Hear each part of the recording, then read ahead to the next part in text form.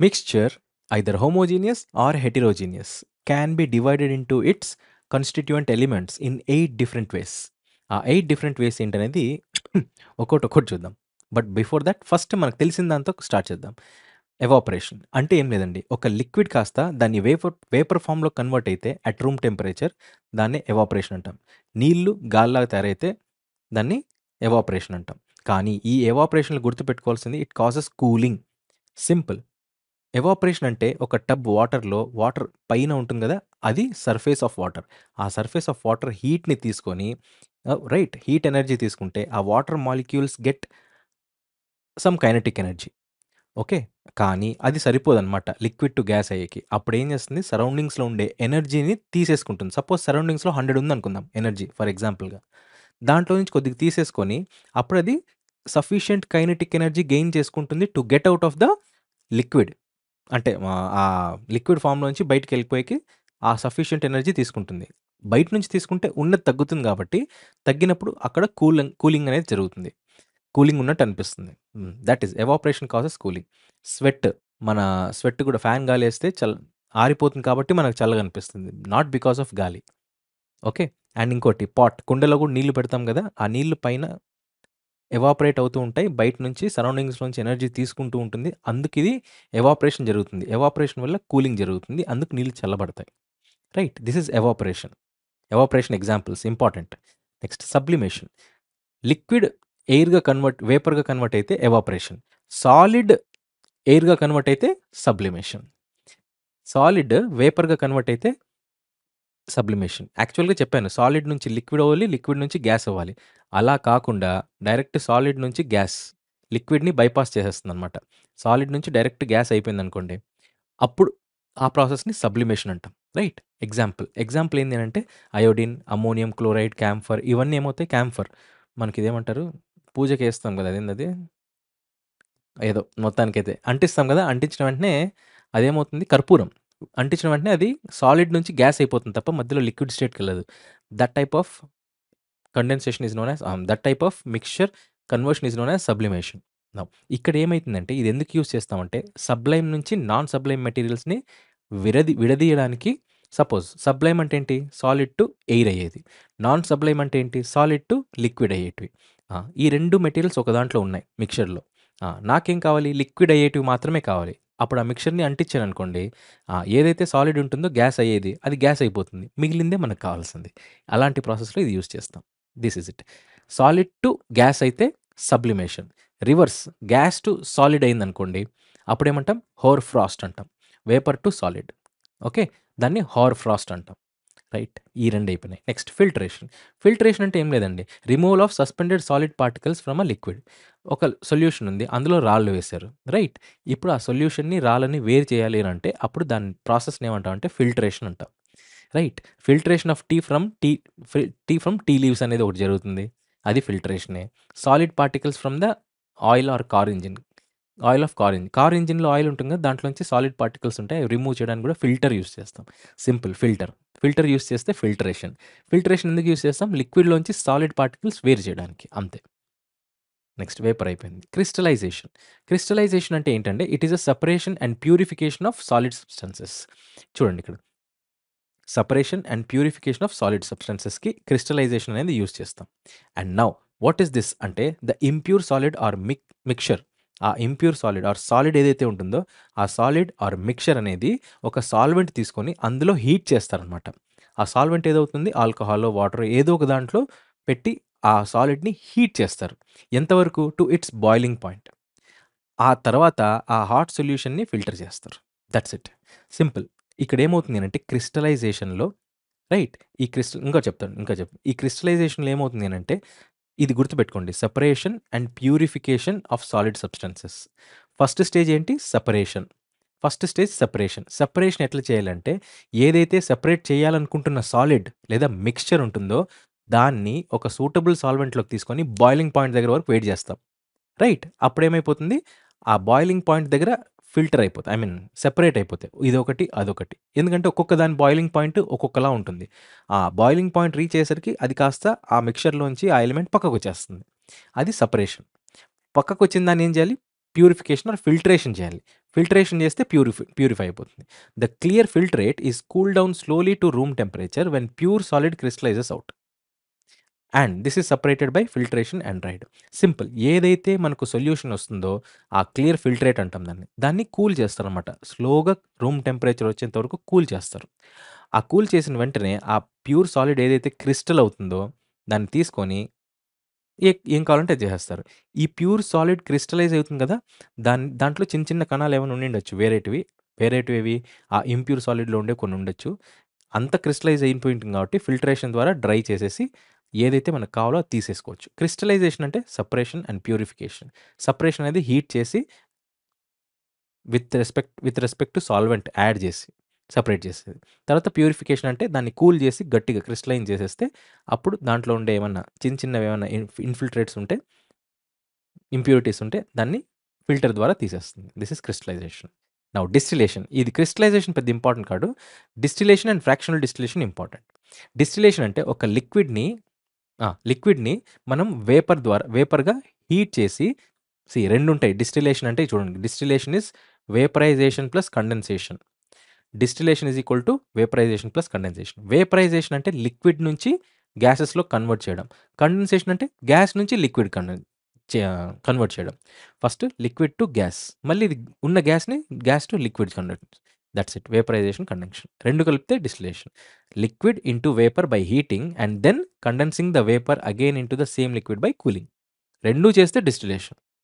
Okay. ఇది ఎందుకు use చేస్తారు సార్ అంటే simple. Liquids which have different boiling points.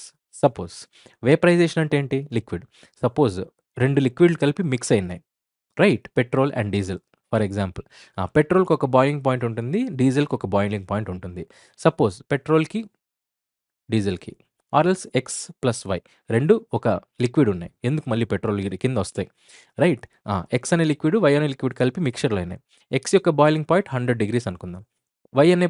Why దాని బాయిలింగ్ పాయింట్ 80 డిగ్రీస్ అనుకుందాం. ఇప్పుడు ఏం చేస్తాము? ఫస్ట్ వేపరైజేషన్ అంటే వేడి చేస్తాం. వేడి చేసినప్పుడు పెంచుతూ టెంపరేచర్ 80 డిగ్రీస్ దగ్గరికొస్తే వై అనేది వేపర్ అయిపోతుంది. మిగిలింది ఎక్స్. ఎక్స్ కావాలి అనంటే ఫస్ట్ డిస్టిలేషన్ చేస్తాం. రైట్? ఇప్పుడేం చేస్తాము? నాకు వై కావాలి అనంటే, వై మాత్రమే కావాలంటే ఫస్ట్ 80 డిగ్రీస్ వరకు పెంచుతాం. అది గాలయిపోతుంది.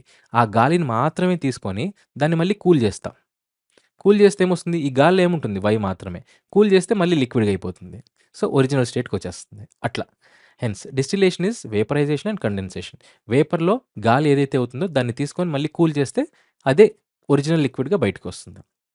Now example important. Copper sulphate and water. ఈ 2 యూజ్ చేస్తాం. Because in order to remove copper sulphate or water. Next a mixture of water boiling point 100 degree centigrade and methyl alcohol. Methyl alcohol యొక్క boiling point 45 degree centigrade. వాటర్‌ది 100 degree. అప్పుడు 45 తీయచ్చా లేదా? తీసేయొచ్చు. Can be separated by this method. Okay. ఇది distillation.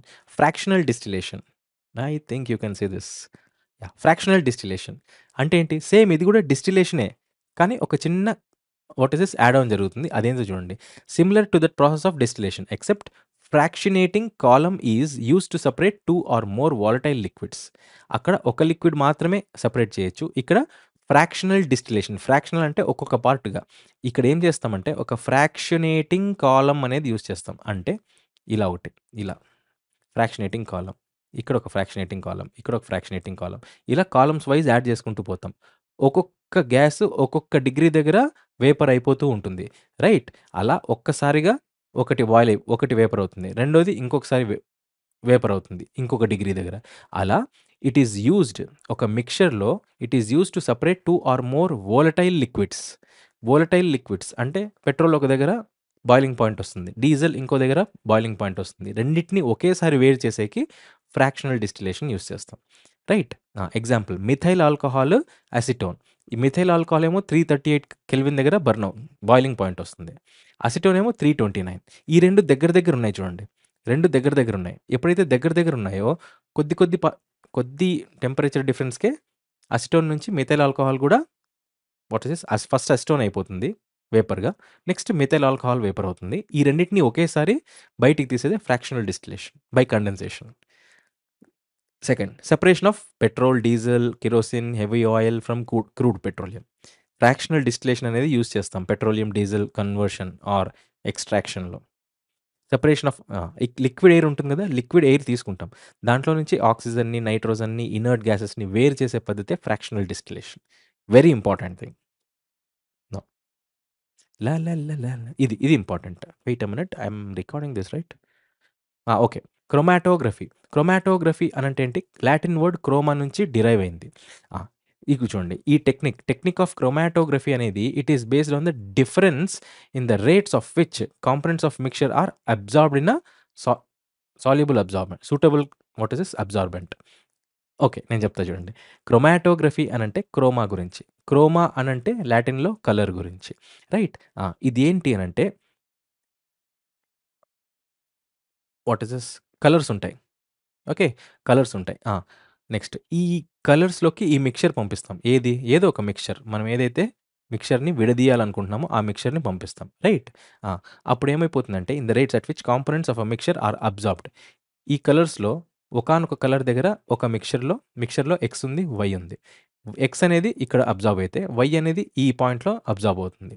By that what is happening? ఇక్కడ ఏదైతే absorb అయి ఉంటుందో అక్కడ ఎక్స్ మాత్రమే ఉంటుంది. ఇక్కడ ఏదైతే అబ్సార్బ్ అయి ఉంటుందో ఇక్కడ వై కాంపోనెంట్ మాత్రమే ఉంటుంది. And by this way of separation is called chromatography. This is it. అంతే.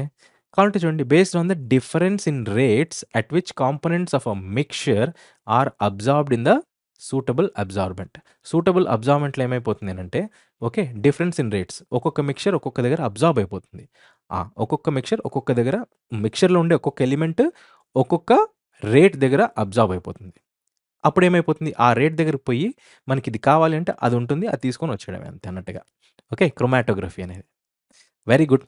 నౌ టైప్స్ ఆఫ్ క్రోమాటోగ్రఫీ ఉంది. అది పెద్ద ఇంపార్టెంట్ కాదు. బట్ గుర్తుపెట్టుకోండి.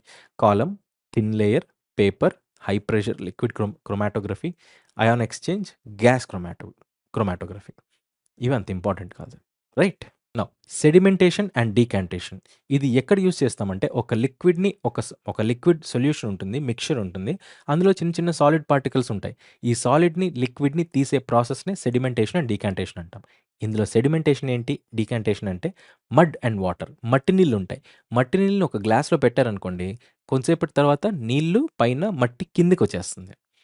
అవునా గదా! ఈ type of settling higher mass or solid in the bottom of the vessel is called sedimentation. Settling డౌన్‌ని సెడిమెంటేషన్ అంటాం. పైన నీళ్లుంటాయి గదా! వాటిని తీసేసే ప్రాసెస్‌ని డీకాంటేషన్ అంటాం. That is it. Okay. Next concept of change in state. ఇది వేరు. దీంట్లో మనకు 5 ఉంటాయి. మెల్టింగ్ పాయింట్, బాయిలింగ్ పాయింట్ ఇట్లాంటి vapour pressure and condensation, evaporation అట్లాంటివి. ఓకే. చూద్దాం. మెల్టింగ్ పాయింట్ అంటే కరిగే పాయింట్. కాన్స్టెంట్ టెంపరేచర్ దగ్గర సాలిడ్, లిక్విడ్ అయితే ఆ పాయింట్‌ని ఏమంటాం? మెల్టింగ్ పాయింట్ అంటాం. ఓకే. ఇక్కడ నార్మల్ ప్రెషర్ ఉండాలి. At normal pressures okay. At normal pressure and constant temperature solid, liquid అయితే ఆ పాయింట్‌ని ఏమంటాం? మెల్టింగ్ పాయింట్ అంటాం. Right? Melting point of an ice is 0 degree centigrade. Melting point of sodium chloride is 800 degree centigrade. Right? ఎందుకు ఏంటి అనేది ionic compounds, కౌలింగ్ కాంపౌండ్స్‌లోకి వచ్చేసరికి మీకు కెమికల్ బాండింగ్‌లో అర్థమవుతుంది. Now melting point of a substance is fixed temperature. ఒకటి గుర్తుపెట్టుకోండి. ఒక సబ్స్టెన్స్ యొక్క మెల్టింగ్ పాయింట్ కాన్స్టెంట్‌గా ఉంటుంది. Until and unless any impurities are added to it. ఎంత ఇంప్యూరిటీ యాడ్ అయితే అంత చేంజ్ అవుతుంది. రైట్? ఆ! Suppose melting up of ice ఎంతని చూసాము? Melting up of ice 0 degrees అని చూసాం. కానీ ఈ ఐస్‌ని సాల్ట్‌తో గనుక కలిపేశారనుకోండి, అప్పుడు ఫ్రీజింగ్ పాయింట్ ఏమైపోతుంది? -15 డిగ్రీస్ సెంటిగ్రేడ్ అయిపోతుంది. చేంజ్ అవుతుంది. Depending upon what and how much impurities you add. Boiling point అంటే వాట్ ఈస్ దట్? ఒక లిక్విడ్ కాస్త వేపర్‌గా చేంజ్ అయ్యే state when and normal atmospheric pressure is applied. Right? ఒక నార్మల్ అట్మాస్ఫియరిక్ ప్రెషర్ దగ్గర liquid కాస్త వేపర్‌గా change అయితే అది బాయిలింగ్ పాయింట్ అంటాం. రైట్? మెల్టింగ్ పాయింట్ అంటే సాలిడ్ కాస్త లిక్విడ్ అయితుంది. Solid, liquid, gases. సాలిడ్ నుంచి లిక్విడ్ అయితే మెల్టింగ్ పాయింట్. రైట్? లిక్విడ్ నుంచి గ్యాస్ అయితే బాయిలింగ్ పాయింట్. అంతే. ఓకే. నౌ ఇక్కడ చూడండి. Boiling point of water is 100 degree centigrade. Boiling point of ethanol, chloroform, acetone ఇచ్చారు. గుర్తుపెట్టుకుంటే పెట్టుకోండి. లేదంటే నాకు తెలిసి అంత అవసరం లేదు. బాయిలింగ్ పాయింట్ ఆఫ్ వాటర్ ఒకటి చూసుకోండి. ఇది ఇంపార్టెంట్. ఇది గుర్తుపెట్టుకోకపోతే కష్టం. బాయిలింగ్ పాయింట్ అనేది డిక్రీజెస్ అంట with decrease in atmospheric pressure. Boiling point అనేది అట్మాస్ఫియరిక్ ప్రెషర్‌తో డైరెక్ట్‌లీ రిలేషనల్. అట్మాస్ఫియరిక్ ప్రెషర్ తగ్గితే బాయిలింగ్ పాయింట్ కూడా తగ్గుతుంది. Now freezing point. Freezing point అంటే ఏంటి? Liquid changes to solid. మేము చూసాము సాలిడ్, లిక్విడ్. ఇలా చేంజ్ అయితే ఏమంటాం? మనం దీన్నేమంటాం? మెల్టింగ్ పాయింట్ అంటాం. ఇలా చేంజ్ అయితే freezing point. Melting and freezing. Freezing point. Liquid to solid by giving out heat energy. Okay. Liquid to solid అయితుంది. హీట్ ఎనర్జీ, లిక్విడ్‌లో ఉండే హీట్ ఎనర్జీ తీసేసి, పంపించేసేసి. ఫ్రీజింగ్ పాయింట్ ఆఫ్ వాటర్ అనేది 0 degree centigrade. Now evaporation. Evaporation మనం చూసాం. It is simple. Liquid నుంచి వేపర్‌గా at room టెంపరేచర్‌లో జరిగితే ఆ ప్రాసెస్‌నే evaporation అంటాం. ఎవాపరేషన్ జరిగినప్పుడు కూలింగ్ అనేది దాని చుట్టుపక్కల ఉంటుంది. అండ్ ఎందుకు అనంటే because molecules having higher kinetic energy escape from the surface of liquid. దానికి ఔటర్ ఎనర్జీని తీసుకుంటుంది. That's it. Now temperature of liquid is directly proportional to average kinetic energy. Temperature of liquid is directly proportional to average kinetic energy. ఇది గుర్తుపెట్టుకోండి. Right. ఆ! Right. అంటే ఏంటి? Kinetic energy పెరిగితే temperature కూడా పెరుగుతుంది. That's it. కానీ ఎవాపరేషన్ అనేది దేని మీద ఎఫెక్ట్ అవుతుందనేది చాలా ఇంపార్టెంట్. That is 2 points. ఒకటి నేచర్ ఆఫ్ లిక్విడ్, రెండోది టెంపరేచర్. 3 నేచర్. ఎవాపరేషన్ అనేది 3 టైప్స్. 3 పాయింట్స్ మీద డిపెండ్ అవుతుంది. 3 ఫ్యాక్టర్స్ మీద డిపెండ్ అవుతుంది. ఒకటి లిక్విడ్ ఎలాంటిది? Nature of liquid. రెండోది టెంపరేచర్. మూడోది సర్ఫేస్ ఏరియా. సర్ఫేస్ ఏరియా ఎంత ఎక్కువ ఉంటే అంత ఎక్కువ ఎవాపరేషన్ అనేది జరుగుతుంది. ఇది ఓకే. ఏవేవి? NTS. Nature of liquid, temperature and surface area.